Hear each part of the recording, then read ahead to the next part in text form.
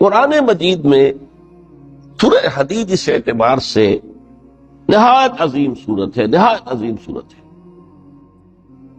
کہ وہاں یہ آیت بھی بہت ہی شاندار انداز میں آئی ہے، متاع الغرور والی،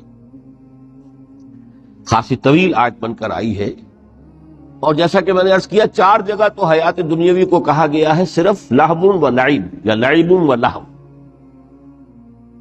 لیکن یہاں جو ہے آیت نمبر 20، اعلموا انما الحیات الدنیا لعب و لہو و زینت و تفاخر بینکم و تکاثر فی الاموال والاولاد۔ 5 الفاظ کے حوالے سے اس حیات دنیاوی کے کچھ حقائق بیان کیے گئے۔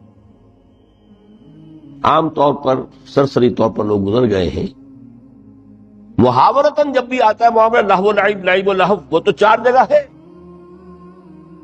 یہاں 3 الفاظ مزید آئے ہیں، اور ترکیب کیا؟ پہلے لعب ہے پھر لہو ہے۔ سورہ عنکبوت میں لہو و لعب یہ در حقیقت ایک طرح سے محاورے کی شکل اختیار کر گیا، تماشا اور کھیل، لیکن نہیں، یہاں ترتیب کچھ اور ہے۔ اس پر اگر آپ غور کریں گے تو یہ ایک عجیب سا نقشہ سامنے آتا ہے۔ حیات دنیاوی کے 5 ادوار، جن میں سے ہر دور میں ایک شے انتہائی اہم ہوتی ہے، توجہ کا مرکز بنی ہوتی ہے۔ ابتدائی دور ہے، بالکل بچہ بھی ہے، کھیل، بس لعب، اس کے سوا اسے کوئی زندگی سے سروکار ہی نہیں، زندگی کے تلخ حقائق ابھی اسے معلوم نہیں۔ بھوک لگی تو رو پڑے، ماں نے دودھ پلانا ہے، کھلانا ہے، ان سے تو کچھ نہیں کرنا اس نے، وہ لعب، کھیل۔ لیکن تھوڑا سا آگے چلتے ہیں، ٹین ایجر سٹیج میں جب داخل ہوتا ہے آدمی، تو اب وہ نرا کھیل، معصومانہ کھیل نہیں رہتا، اس میں تلذذ، سینشول گریٹیفیکیشن کا عنصر شامل ہو جائے۔ اب اس نے کہا لہو، اعلموا انما الحیات الدنیا لعب و لہو۔ ذرا آگے بڑھیے تو انسان پر سب سے زیادہ دھن سوار ہو جاتی ہے، بناؤ سنگھار، میرا لباس فیشن کے مطابق ہو، کہیں ایسا نہ ہو مذاق اڑے۔ اپنے لباس کے بارے میں بہت کانشیس ہوگا، اپنے ہیئر کٹ کے بارے میں بہت کانشیس ہوگا، ہر چیز کے بارے میں بہت کانشیس۔ زینت، بناؤ سنگھار، آرائش، زیبائش۔ اس سے ذرا آگے گئے، تکاثر فی الاموال والاولاد، تفاخر بینکم۔ یہ سمجھیے کہ تقریباً 30 برس کی عمر جب انسان کی ہوتی ہے، اب فخر، تفاخر، یا دولت پر فخر ہوگا، یا نسب پر فخر ہوگا، یا اپنی کسی سیاسی حیثیت پر فخر ہوگا، اپنی چودراہٹ پر فخر ہوگا۔ تفاخر بینکم، جس میں جان میں چونکہ توانائی ہوتی ہے، قوت ہوتی ہے، لیکن اس کے بعد جب عمر ڈھلی، بڑا ریئلسٹک ہو جاتا ہے انسان۔ پھر یہ جو 4تھی سٹیج تھی، اس میں تو یہ کہ مونچھ نیچی نہ ہو، چاہے سب کچھ میں اپنا خرچ کر دوں، داؤ پہ لگا دوں، لیکن مونچھ نیچی نہیں ہوگی۔ آخری سٹیج وہ ہوتی ہے کہ پھر ہوکا لگ جاتا ہے آدمی کو، تکاثر فی الاموال والاولاد، مال اور اولاد کی کثرت کثرت کثرت۔ اب یہ ہوتا ہے کہ مونچھ نیچی کیا، مونڈ بھی دی جائے تو کوئی حرج نہیں، مال آنا چاہیے، ویری ریئلسٹک۔ اور اسی حال میں انسان ہوتا ہے۔ آخری پارے کی صورت نے پھر اس میں ایڈ کر کے اس کے اوپر مہر لگا دی، الہاکم التکاثر حتی زرتم المقابر۔ یہ تکاثر جو ہے پیچھا نہیں چھوڑتا۔ اتنی دولت بھی ہے کہ آپ کی 10 نسلیں کھا سکے اطمینان سے بیٹھ کر، تب بھی صبر نہیں۔ بڑے میاں کی ٹانگیں جو ہے وہ قبر میں لٹکی ہوئی ہیں، لیکن تکاثر جو ہے، تکاثر مال، وہ پیچھا نہیں چھوڑتا۔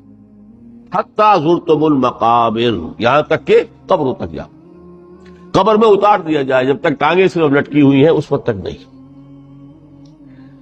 اس کے بعد تشبیہ دی ہے کہ یہ حیات دنیاوی کا جو ایک سائیکل ہے، اعلموا انما الحیات الدنیا لعب ولہو وزینۃ وتفاخر بینکم وتکاثر فی الاموال والاولاد.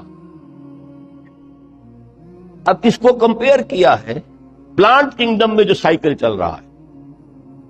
یہ ہمارا سائیکل ہے 60-70 برس کا.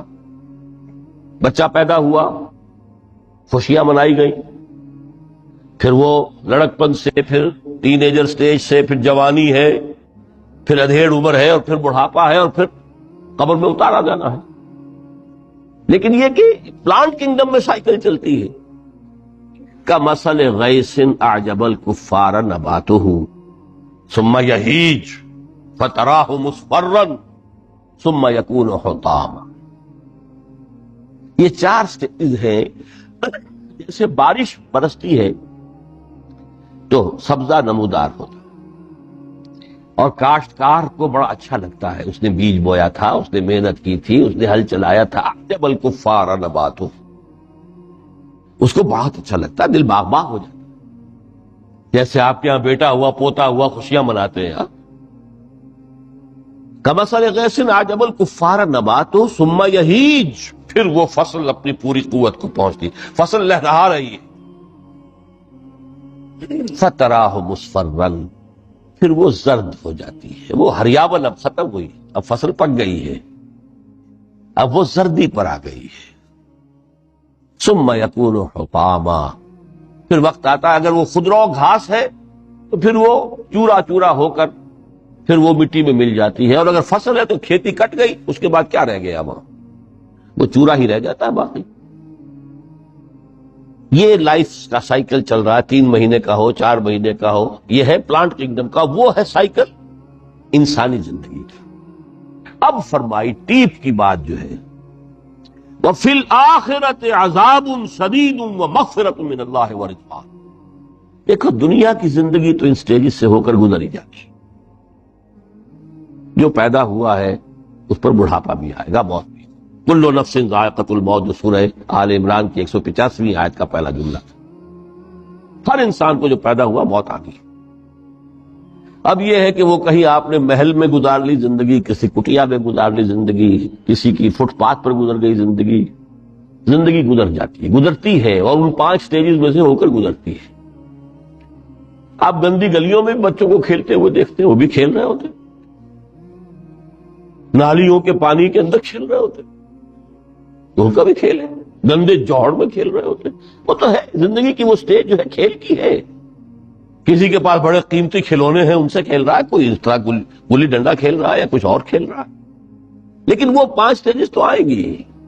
اعلموا انما الحیات الدنیا لعب ولہو وزینۃ وتفاخر بینکم وتکاثر فی الاموال والاولاد کمثل غیث اعجب الکفار نباتہ ثم یہیج فتراہ مصفرا ثم یکون حطاما وفی الآخرۃ عذاب شدید ومغفرۃ من اللہ ورضوان. آخرت میں جا کر یہ بائیفرکیشن ہو جانی ہے، یا تو شدید عذاب اور یا اللہ کی مغفرت اور رضا. Now the choice is yours. اما شاکرا و اما کفورا، فیصلہ تم خود کرو. وما الحیات الدنیا الا متاع الغرور. یہاں بھی آخری الفاظ وہ ہے کہ دنیا کی زندگی دھوکے کے سوا کچھ نہیں. کیوں؟ اگر تو دنیا کی زندگی میں گم ہو گئے، جیسے کہ اقبال نے کہا ہے کہ کافر کی یہ پہچان کے آفاق میں گم ہے، اور مومن کی یہ پہچان کے گم اس میں ہے آفاق. دنیا میں رہو، طالب دنیا نہ بنو، طالب عقبہ، طالب آخرہ. دنیا میں رہو، برتو، استعمال کرو، تمہارے لیے پیدا کیا گیا بھائی، برتو. متاع ہے، برتنے کی شے ہے. حلال اور حرام کی پابندیاں سامنے رکھو، باقی برتو. مطلوب یہ نہ ہو، مقصود یہ نہ ہو، مطلوب آخرہ ہو. انما الدنیا خلقت لکم وانتم خلقتم للآخرہ. منزل وہ رہے، مستحضر رہے، سامنے رہے کہ میں تو اجنبی ہوں، یہاں یہ میرا وطن نہیں ہے. دنیا سجن المومن و جنت الکافر.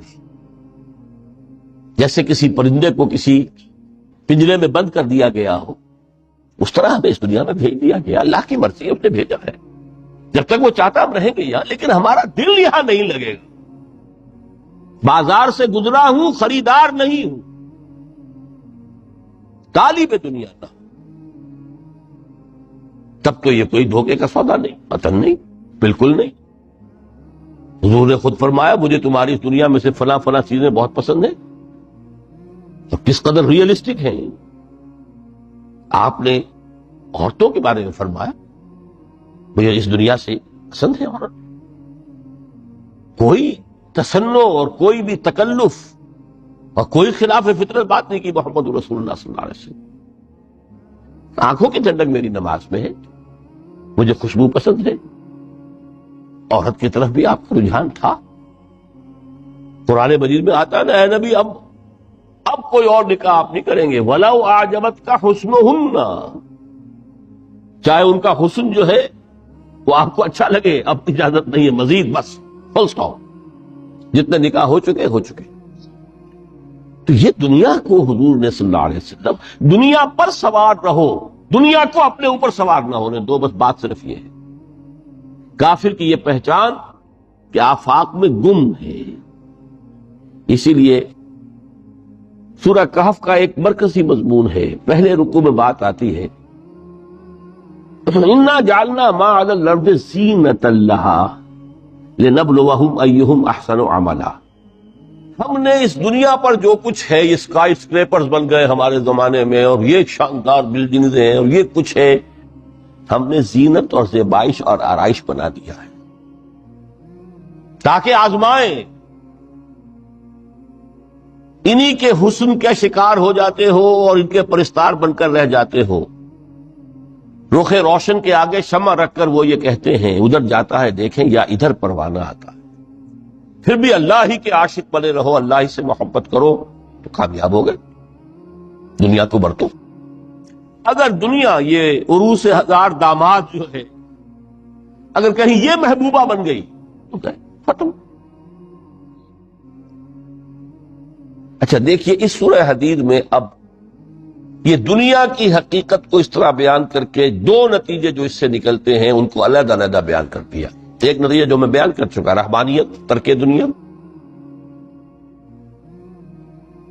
اس کی نفی کرتے ہوئے فرمایا وَلَقَدْ أَرْسَلْنَا نُوحًا وَإِبْرَاهِيمَ وَجَعَلْنَا فِي ذُرِّيَّتِهِمَا النُّبُوَّةَ وَالْكِتَابَ فَمِنْهُمْ مُهْتَدٍ وَكَثِيرٌ مِّنْهُمْ فَاسِقُونَ ثُمَّ قَفَّيْنَا عَلَىٰ آثَارِهِمْ بِرُسُلِنَا وَقَفَّيْنَا بِعِيسَى ابْنِ مَرْيَمَ وَآتَيْنَاهُ الْإِنجِيلَ وَجَعَلْنَا فِي قُلُوبِ الَّذِينَ اتَّبَعُوهُ رَأْفَةً وَرَحْمَةً وَرَهْبَانِيَّةً ابْتَدَعُوهَا مَا كَتَبْنَاهَا عَلَيْهِمْ. اصل مضمون یہ تھا جس کے لیے تمہید اتنی لمبی باندھی. ہم نے نوح کو بھیجا، ابراہیم کو بھیجا، ان کی اولاد میں ہی نبوت اور کتاب رکھ دی. پھر ان کے نقش قدم پر ہم نے اٹھایا عیسیٰ ابن مریم کو، انہیں انجیل دی، اور جو لوگ ان پر ایمان لائے ان کے دلوں میں رحمت اور رافت کے جذبات پیدا کر دیے، انسانی ہمدردی. حضرت عیسیٰ کا جو اپنا مزاج تھا، ظاہر بات ہے کہ آپ کے حواریین اور آپ پر ایمان لانے والوں میں اسی کا ایک عکس پیدا ہونا تھا، لہذا وہ ایک خاص کیفیت. لیکن فرمایا ایک شے کو انہوں نے بدعت کے طور پر ایجاد کر لیا، وَرَهْبَانِيَّةً ابْتَدَعُوهَا مَا كَتَبْنَاهَا عَلَيْهِمْ. رہبانیت کی انہوں نے بدعت ایجاد کر لی، یہ انہوں نے کی ہے، ہم نے یہ ان پر فرض نہیں کی تھی. یہ ہے وہ منفی نتیجہ. گریز، خانقاہوں میں جا کر بیٹھ جاؤ، موناسٹسزم، تجرد کی زندگی گزارو. نتیجہ اس کا کیا نکلتا ہے کہ بظاہر راہب اور راہبائیں رہ رہی ہیں اور رہ رہے ہیں، اور اندر جو حرام کاری کے بازار چل رہے ہیں، اور تہخانوں کے اندر حرامی بچوں کی قبروں کے قبرستان بنے. ہسٹری آف کرسچین موناسٹسزم پر کتابیں پڑھ لیجیے، خود انہوں نے اپنے سارے جو ہیں بخیے ادھیڑ کر خود رکھ دیے. یہ رہبانیت یہ اسلام کا راستہ نہیں ہے. احادیث کے حوالے سے میں آپ کے سامنے پہلے بیان کر چکا ہوں. میں بعد میں تھوڑا سا عرض کروں گا کہ ہمارے ہاں بھی یہ رسم کیوں آئی اور کیسے آئی. الحمدللہ اس درجے میں نہیں آئی جس درجے میں کہ کرسچینٹی میں آئی ہے، الحمدللہ ثم الحمدللہ، لیکن کسی درجے میں اگر آئی ہے تو کیوں آئی ہے یہ میں بعد میں عرض کروں گا. لیکن اس کا مل حیات الدنیا الا متاع الغرور کا دوسرا نتیجہ کیا ہے؟ پہلا نتیجہ تھا گریز کا، پسپائی کا، فرار کا، معاشرے سے نکل بھاگنے کا، تاکہ معاشرے میں اشرار کھل کھیلیں، جو چاہے کریں۔ ایک راستہ یہ ہے، ترک دنیا کے معنی ہے ترک لذات دنیاوی، آسائشوں کو ترک کرنا، سختیاں جھیلنا کس لیے؟ تاکہ دنیا سے ظلم کا خاتمہ، باطل کا تختہ الٹ دیا جائے، ظلم کا استیصال۔ ظاہر بات ہے ظالم آسانی سے ظلم نہیں چھوڑے گا، ایکسپلائٹر واضح و نصیحت سے اپنے ایکسپلائٹیشن سے باز نہیں آئے گا۔ شاذ ہوتے ہیں اس طبقے کے اندر بھی، یقیناً کچھ سلیم الفطرت لوگ ہوتے ہیں، جیسے طبقہ اشرافیہ سے تھے حضرت ابو بکر رضی اللہ تعالیٰ عنہ، سلیم الفطرت انسان تھے، وہ کوئی غلاموں کے طبقے سے تو نہیں تھے، کوئی فقراء کے مساکین کے طبقے میں سے نہیں تھے، اونچے طبقے میں سے تھے، عشرہ مبشرہ اکثر و بیشتر اس طبقے سے تھے۔ لیکن بائی اینڈ لارج وہ جو طبقہ ہوتا ہے، یا تو وہ اپنے جبر اور استبداد کا تخت جو ہے جما کر بیٹھا ہوا لوگوں کی گردنوں کے اوپر، پولیٹیکل ریپریشن ہے، یا اکنامک ایکسپلائٹیشن ہے، استحصال۔ محنت لوگ کریں، کھائیں گے ہم، عیش ہم کریں گے، محنت کسان کریں جا کے کھیت میں، ہم لے آئیں گے اپنا حصہ اور عیش کریں گے۔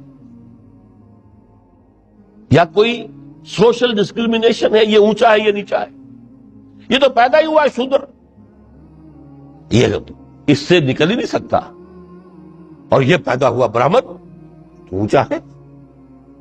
اس تینوں قسم کے ظلم، اس کا خاتمہ کرنا، اس کے لیے جد و جہد کی ضرورت ہے، جہاد کی ضرورت ہے، قتال کی ضرورت ہے، اور جہاد و قتال آپ نہیں کر سکتے جب تک کہ لذات دنیاوی سے کنارہ کشی نہ کرے، جب تک کہ اپنی بیلٹ کو ٹائٹ نہ کرے، جب تک کہ اپنی ضروریات زندگی کو کم نہ کرے۔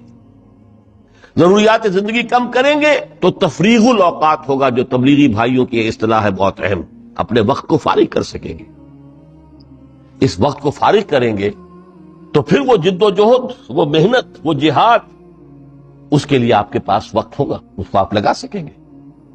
پھر اس میں جب سخت سے سخت منزلیں آئیں گی تو اس میں میدان میں مقابلہ بھی ہوگا، جان کی بازی بھی کھیلنی پڑے گی، اس میں قید و بند کا وقت بھی آ سکتا ہے۔ 3 برس تک اگر محمد عربی صلی اللہ علیہ وسلم پورے خاندان بنی ہاشم کے ساتھ بدترین اسیری سمجھ لیجئے شیب بنی ہاشم میں جو رہے، یہاں تو اسیروں کو آپ راشن تو دیتے، کھانا تو دیتے، وہاں تو اصل جو ہے وہ تو دونوں طرف سے گھاٹی کا منہ بند کر دیا گیا تھا، سیل تھی کہ کوئی شے جو ہے وہ جانے نہ پائے۔ 3 برس، جس میں کہ وہ وقت بھی آیا ہے کہ سوکھے ہوئے چمڑے ابال ابال کر اس کا پانی جو ہے بلکتے ہوئے بچے، پھول جیسے بچے بنی ہاشم، ان کے حلق میں ٹپکایا گیا ہے، اور کچھ نہیں۔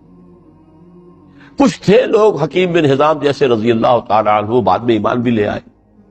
حضرت خدیجہ رضی اللہ تعالیٰ عنہ کے چونکہ وہ قریبی رشتہ دار تھے، وہ پہاڑ کو کراس کر کے چوٹی پر سے اتر کر کچھ کبھی کبھی کھانے پینے کی چیز پہنچا دیتے تھے۔ یہ سارے مراحل آئیں گے۔ یہ جو ہے یہ مثبت ہے۔ ترک دنیا وہ نہیں، ترک دنیا سے مراد دنیا کی لذتوں سے، دنیا کی آسائشوں سے، ان سے آدمی اپنے آپ کو پیچھے ہٹائے، ان کو چھوڑے، ان کو ترک کرے، تاکہ اپنا وقت، اپنا مال، اپنی صلاحیتیں صرف کر سکے۔ کس کام کے لیے؟ اب اس کے لیے دیکھیے آیت نمبر 25 ہے یہ سورہ حدید کی۔ لقد ارسلنا رسلنا بالبینات، ہم نے اپنے رسولوں کو بھیجا واضح چیزوں کے ساتھ۔ بینات، بینہ وہ شے جو از خود ظاہر ہو۔ آفتاب آمد، دلیل آفتاب، جب سورج طلوع ہو گیا وہ خود اپنے وجود پر دلیل ہے، اس کے لیے کسی اور اضافی دلیل کی ضرورت نہیں کہ سورج موجود ہے، وہ تو ہے، سب کو نظر آ رہا ہے۔ تو بینات سے مراد معجزے بھی ہیں، اور وہ تعلیم جو ہے بنیادی دین کی، کہ جو فطرت انسانی کی جانی پہچانی ہوئی شے، دونوں پر اس کا اطلاق ہو جائے گا۔ لقد ارسلنا رسلنا بالبینات، وَأَنزَلْنَا مَعَهُمُ الْكِتَابَ وَالْمِيزَانَ، اور ہم نے ان کے ساتھ کتاب اتاری، میزان اتاری۔ یہ سب کچھ کس لیے کیا؟ لِيَقُومَ النَّاسُ بِالْقِسْطِ، تاکہ لوگ عدل پر قائم ہوں۔ یہ ہے سول آبجیکٹو۔ یہ نہیں بس ہماری کتاب پڑھ لیا کرے، ختم قرآن ہو گیا، اللہ اللہ دعا مانگ لی، چھٹی۔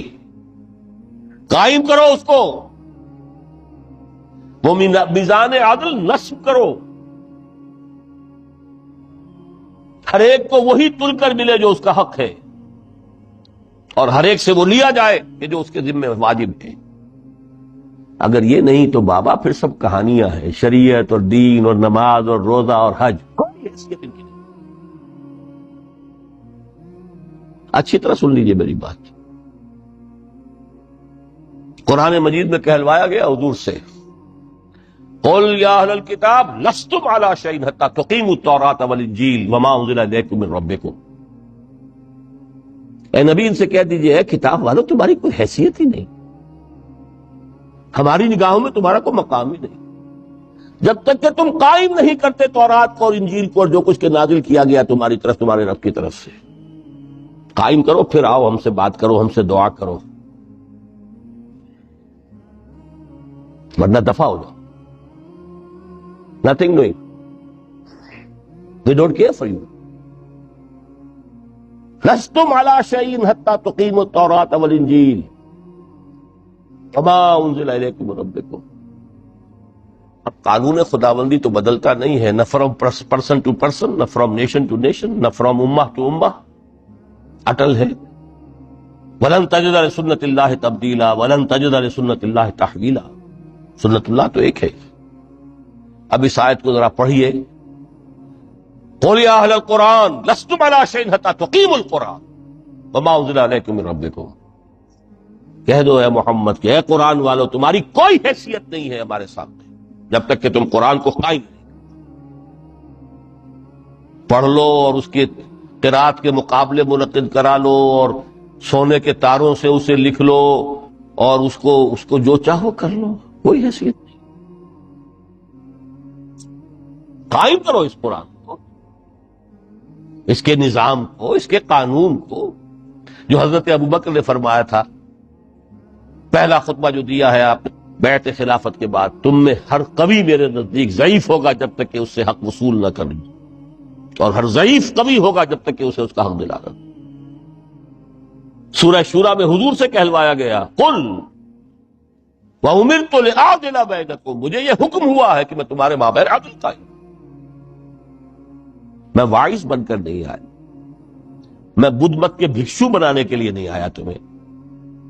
ہاں، انقلابی عمل میں ایک مرحلہ آتا ہے، بدھ مت کے بھکشو بننا پڑتا ہے کچھ عرصے کے لیے، تیاری کا مرحلہ، وہ میں ابھی بعد میں ذرا بیان کر دوں، لیکن مستقل نہیں ہے یہ بدھ مت کے بھکشو۔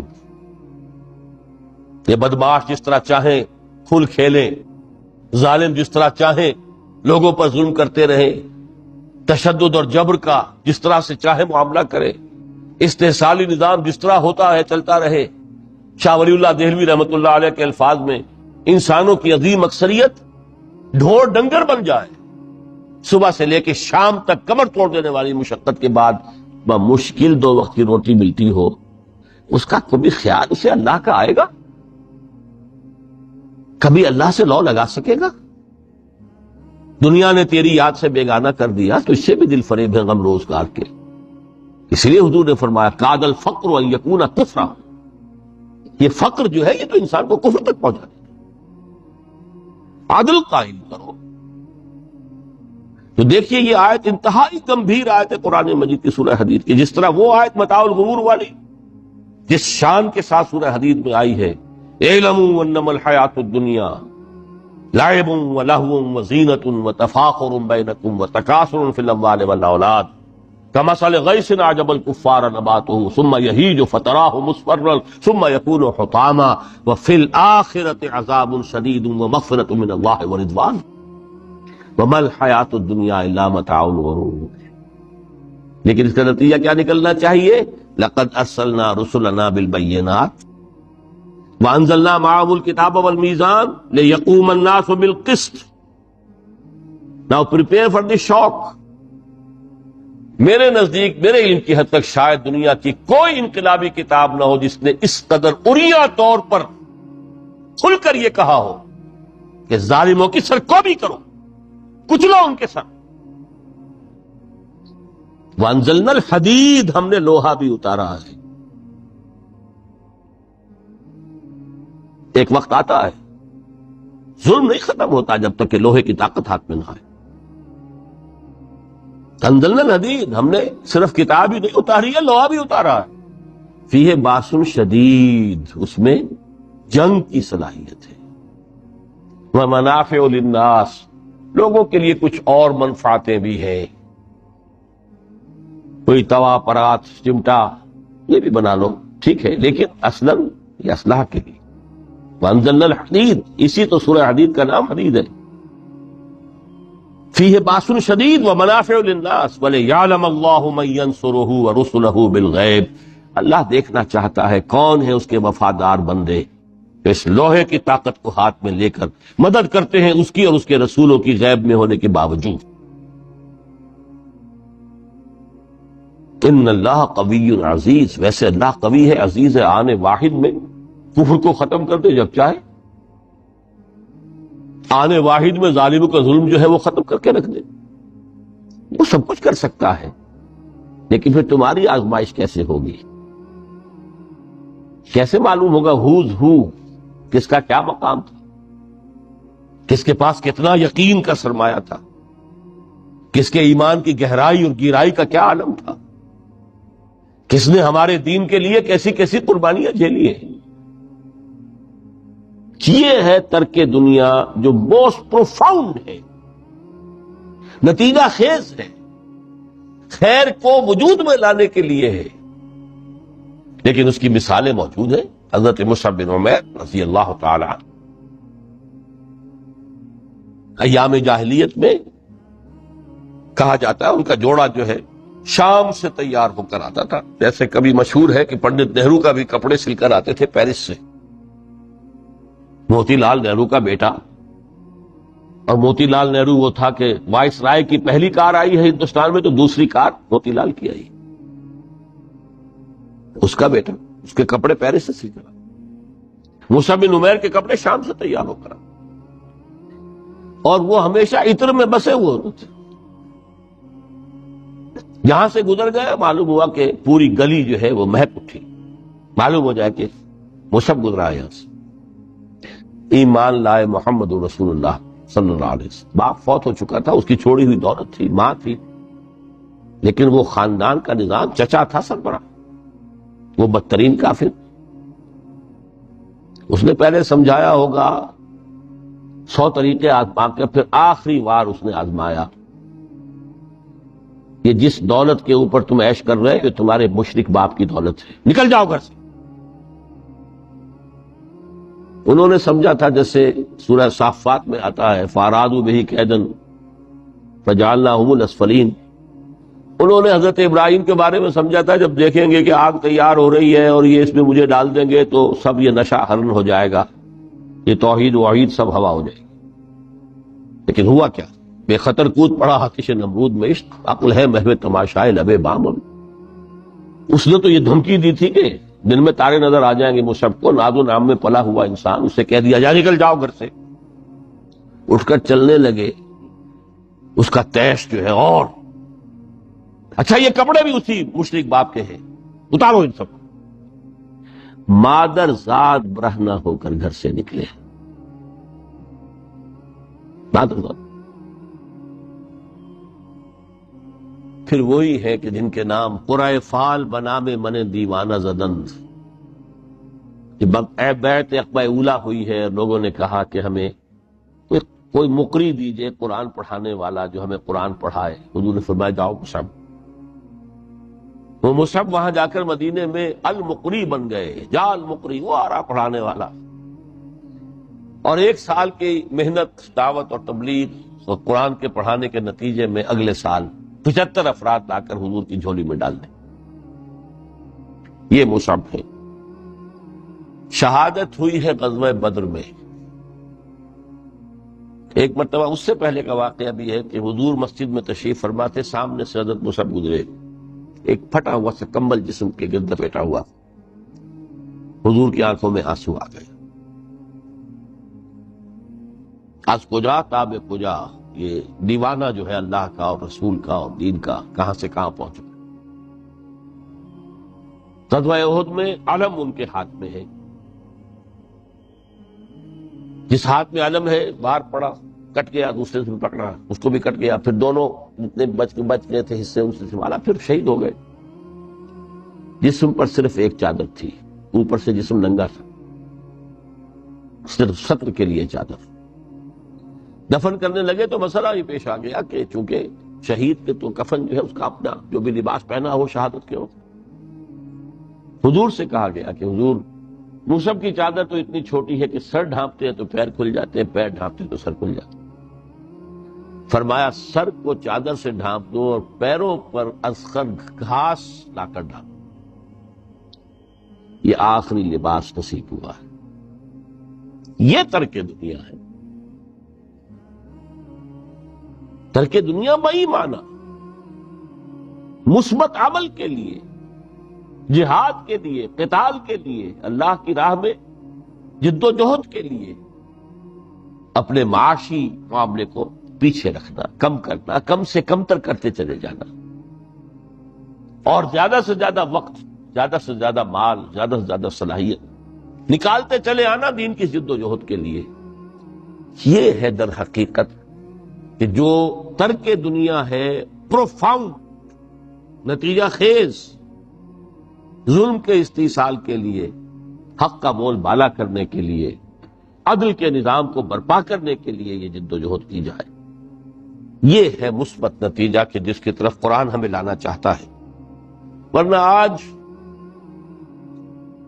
اقبال نے جو کہا کہ اسی قرآن میں ہے اب ترک جہاں کی تعلیم، جس نے مومن کو بنایا مہو پرویں کا امیر. ہمارے ہاں بھی وہ خانقاہی نظام آیا، اگرچہ اس درجے نہیں آیا، یہ واقعہ ہے. کرسچین منسٹسزم نے جس طرح کی شکلیں اختیار کی تھی وہ ہمارے یہاں نہیں آیا. اللہ کا فضل ہے، اللہ کا شکر ہے، لیکن آیا ضرور ہے. وہ چیزیں مراقبے ہیں، ذکر ہیں، اشغال ہیں، پھر یہ کہ اس کے لیے یہ لطائف ہیں جہاں حضور نے نہیں سکھایا کہ 5 لطائف ہیں، 6 لطائف ہیں، ہر ایک کی کوئی روشنی علیحدہ ہے، کوئی نیلی ہے، کوئی پیلی ہے. ٹھیک ہے، ہوگی، میں یہ نہیں کہتا کہ نہیں ہے. آکلٹ سائنسز کی اپنی ایک حقیقت ہے، لیکن ہمیں اس سے روک دیا گیا. یہ چیزیں ہمارے ہاں کیوں آئی ہیں؟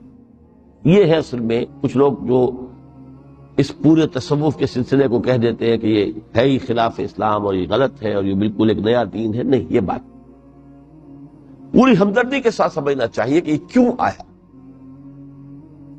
دیکھیے، اصل جو سلوک محمدی تھا صلی اللہ علیہ وسلم، جو تصوف محمدی تھا، وہ تو یہ تھا جہاد، دعوت، جہاد، دین کا غلبہ، تن من دھن لگا دو. اسی میں ترک دنیا بھی آگے. اس لیے فرمایا لا رہبانیت فی الاسلام الا جہاد فی سبیل اللہ. اسلام کی رہبانیت یہ جہاد فی سبیل اللہ ہے. آخر لذتیں چھوڑنی پڑتی ہیں نا، گھروں کی آسائشیں چھوڑیں گے تبھی تو جائیں گے، میدان میں آئیں گے. اس حوالے سے جب خلافت راشدہ کا نظام ختم ہوا اور اب ایک ملوکیت کے دور کا آغاز ہو گیا، 3-4 اٹمپٹس ہوئی ہیں اس کو ٹھیک کرنے کی. حضرت حسین ابن علی رضی اللہ تعالیٰ عنہ میدان میں آئے، شہید ہو گئے، دنیاوی اعتبار سے ناکام ہو گئے. عبداللہ ابن زبیر آئے رضی اللہ تعالیٰ عنہ، کچھ تھوڑی سی کامیابی ہوئی، سسٹین نہیں کر سکے، وہ بھی شہید کر دیے گئے. پھر حضرت زید آئے، پھر نفس زکیہ آئے، کوئی کوشش کامیاب نہیں. اس نتیجے پر پہنچ گئے کہ یہ تو اب جو حکومت کی چھت ہے یہ تو ہے، اس کو تو اب ہم نہیں ہٹا سکتے.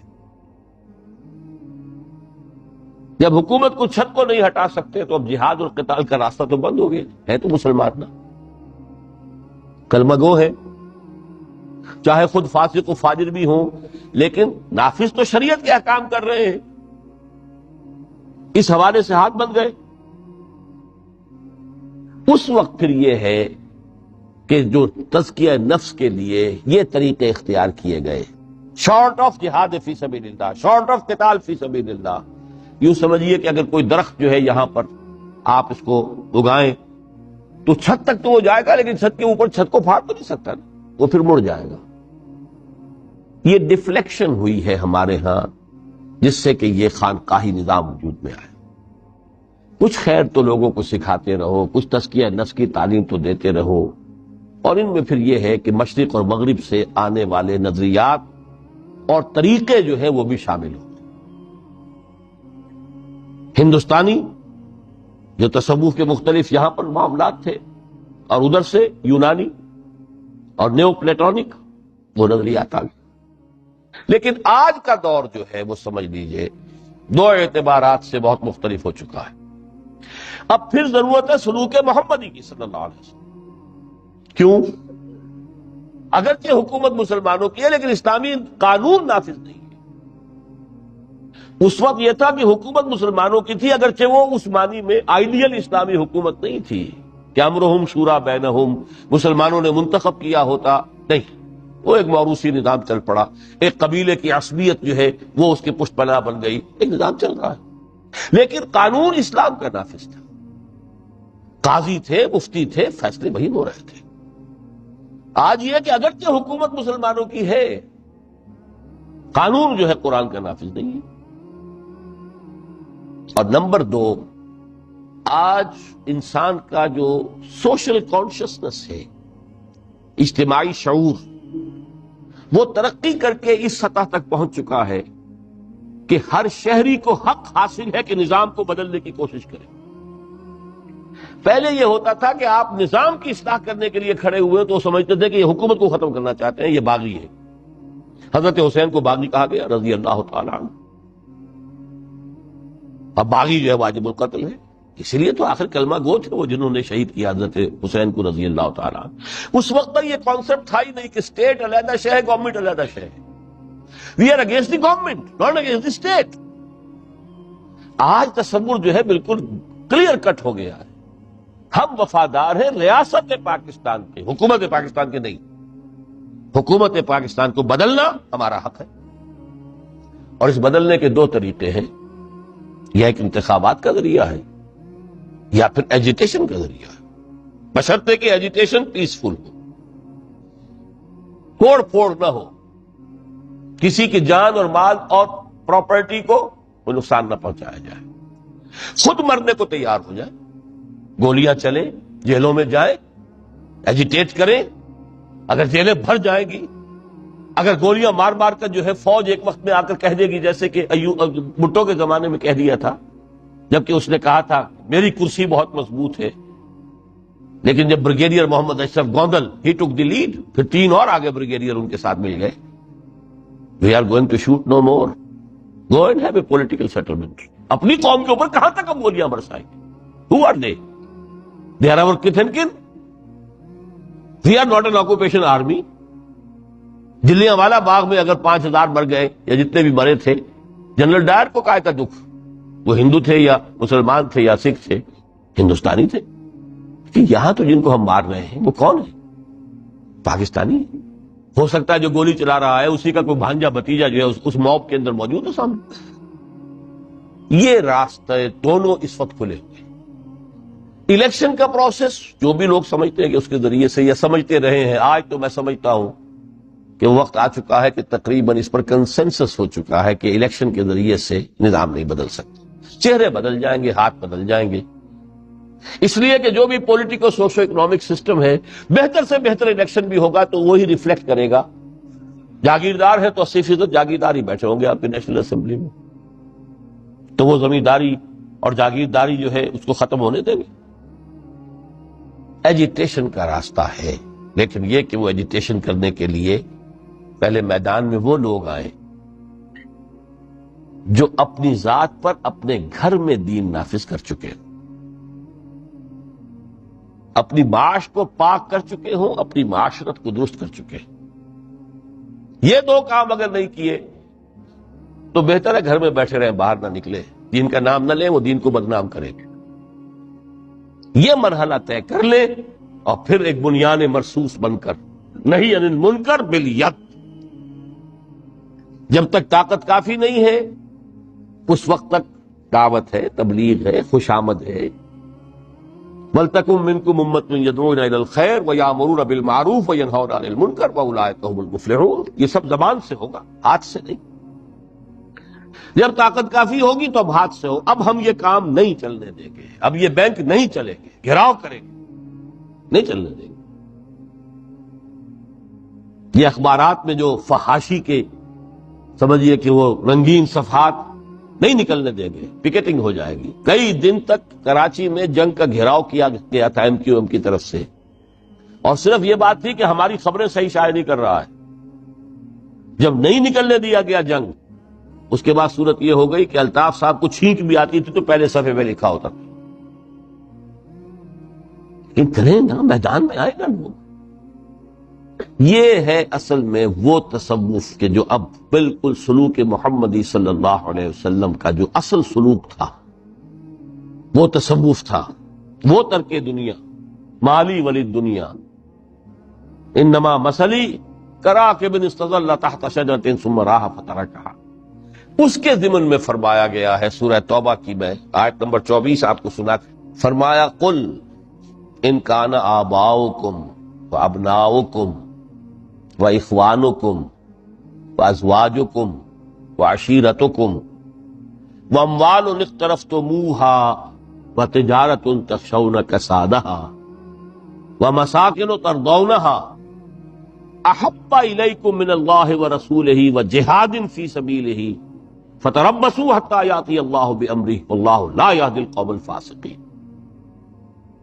اے نبی ان سے کہہ دیجئے، لوگو اگر تمہیں اپنے باپ اور اپنے بیٹے اور اپنے بھائی اور اپنی بیویاں یا بیویوں کے لیے شوہر اور اپنے رشتہ دار اور وہ مال جو تم نے بڑی محنت سے جمع کیے ہیں اور وہ کاروبار جن کی کساد کا تمہیں اندیشہ رہتا ہے کہیں مندہ نہ ہو جائے، اور وہ بلڈنگیں، وہ حویلیاں، وہ کوٹھیاں جو تمہیں بڑی پسند ہیں، بہت چاؤ سے بنائی ہیں، ڈیکوریٹ کی ہیں، ڈیکوریشن پیسز کہاں کہاں سے لا کر ڈرائنگ روم میں رکھے ہیں، اگر یہ 8 چیزیں محبوب تر ہیں اللہ سے اور اس کے رسول سے اور اس کی راہ میں جہاد سے، فتربصوا، تو جاؤ انتظار کرو، دفع ہو جاؤ، بیٹھو ادھر، حتی یاتی اللہ بامرہ، یہاں تک کہ اللہ اپنا فیصلہ سنا دے۔ واللہ لا یہدی القوم الفاسقین، اللہ ایسے فاسقوں کو ہدایت نہیں دیتا۔ یہ ہے ترک دنیا۔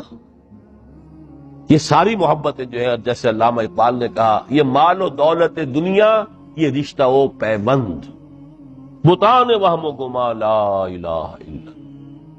مال و دولت دنیا کی 3 چیزیں لے لی، وہ مال جو تم نے جمع کیے، ایسیٹس تمہارے،